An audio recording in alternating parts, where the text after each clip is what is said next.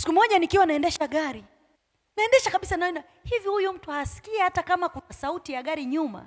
Unajua kuna magari hayana sauti, lakini hizi gari zetu sisi zina sauti.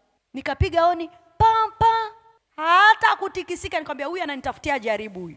Nikamkwepa kidogo, halafu nikashusha kioo, nikamwambia samani baba, uko sawa? Afu akaniangalia, akaniuliza kwani hapa niko wapi? Nikamwambia uko barabarani. Naelekea wapi? Wewe unatoka nyumbani, unajua unakoelekea. Kuna ambaye anatoka nyumbani ajua anakoelekea. Nikamuuliza uko sawa? Akamwambia binti yangu siko sawa. Nikamwambia una shida gani? Na mimi nasikia gari zinapiga honi papa papa. Nikapiga pembeni, nikamwambia hebu tuongee kidogo. Nikashusha kioo, nikamwambia shida ni nini?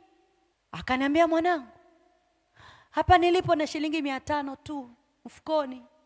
Mke wangu yuko Muhimbili, anatakiwa afanyie operation na natakiwa nipate 1,500,000, na nimeambiwa nitafute hiyo pesa ndani ya masaa 4. Nisipoipata mke wangu anakufa. Nikamwambia na tatizo gani?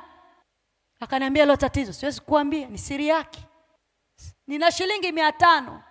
Imagine ametoka Muhimbili, amepita mpaka Faya, anaelekea huku Kariakoo, hajui pa kwenda. Nikamwambia sasa unaenda wapi? Anasema sijui nakoenda, nimechanganikiwa. Mke wangu ndio baba yangu, mke wangu ndio mama yangu, mke wangu ndio kila kitu. Mimi sina kazi, niko tu nyumbani.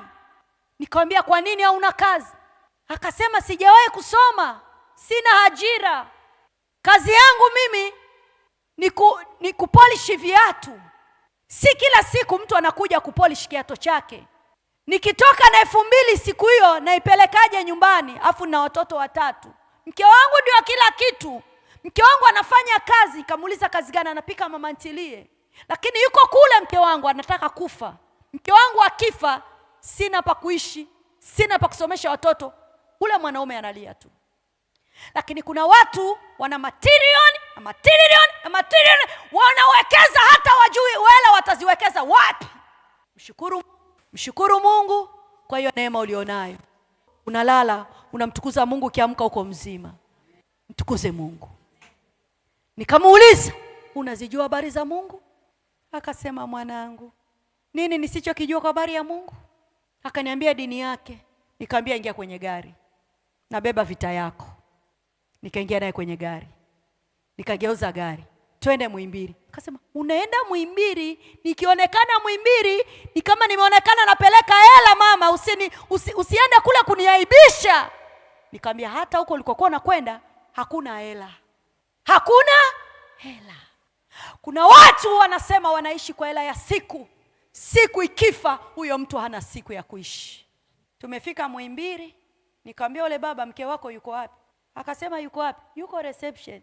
Nataka kuingia reception. Nikamwambia sawa, nipeleke reception. Na pale reception hairuhusiwi kuingia mtu yoyote isipokuwa yule aliyeandika jina pale. Mimi naingiaje kule reception? Alafu kule reception kwenye naenda kwa imani. Unayaona mambo yalivyo magumu? Naenda kwa imani. Nasema Mungu, ninachokitaka tu huyu baba ajue tu kwamba upo, unaweza, maana amekata tamaa kwa habari yako wewe Mungu. Wakaongea pale. Dada nesi mmoja akaniruhusu, nikaingia pale. Nimefika na mkuta ule mama hawezi hata kuitika. Tumbo limejaa hivi. Akambia hivi na anakoroma tu. Nikamuuliza jina lake nani? Akaniambia. Nikamuita nesi, nikamuuliza nesi, ukiingia kule kuna vyumba vya emergency, nimkuta kule nani kwenye chumba cha emergency. Nesi, samahani, naweza kumwombea huyu mtu? Akasema unaruhusiwa muombee. Nilipiga magoti bila kujua napiga magoti wapi. Nikamwambia Mungu, 1,500,000 tu roho ya huyu mtu ife. Hebu jaribu kuiokoa basi, alafu tutafute wewe 1,500,000.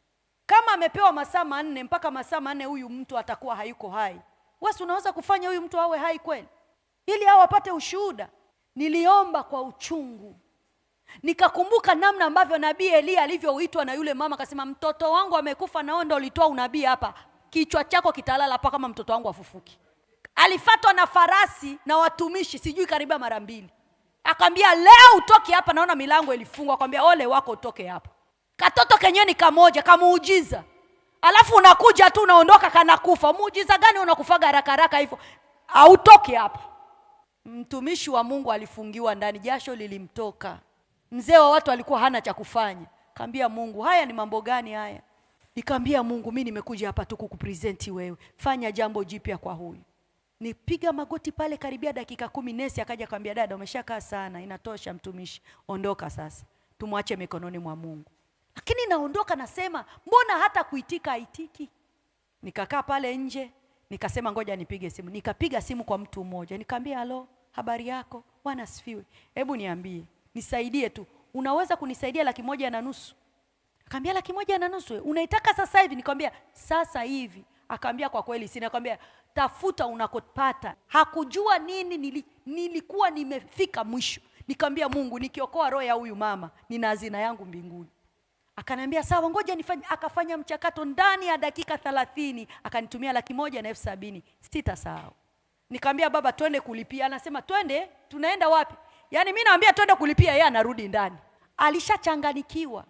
Tukatoka, tukaenda tukalipia, tukaleta resiti. Resiti ndio mipira ikaanza kuwekwa kuchota yale maji. Nikasema sitatoka hapa mpaka niombiwe kwamba huyu mwanamke ameamka.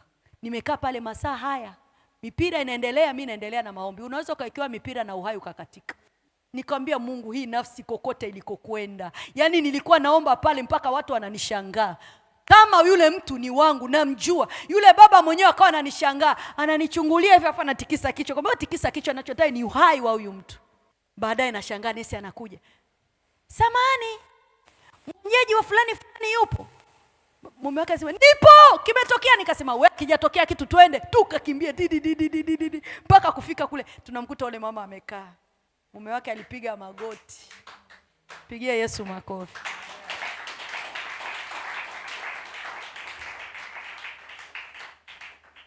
Lakini leo kuna watumishi hawatambui hizo siri.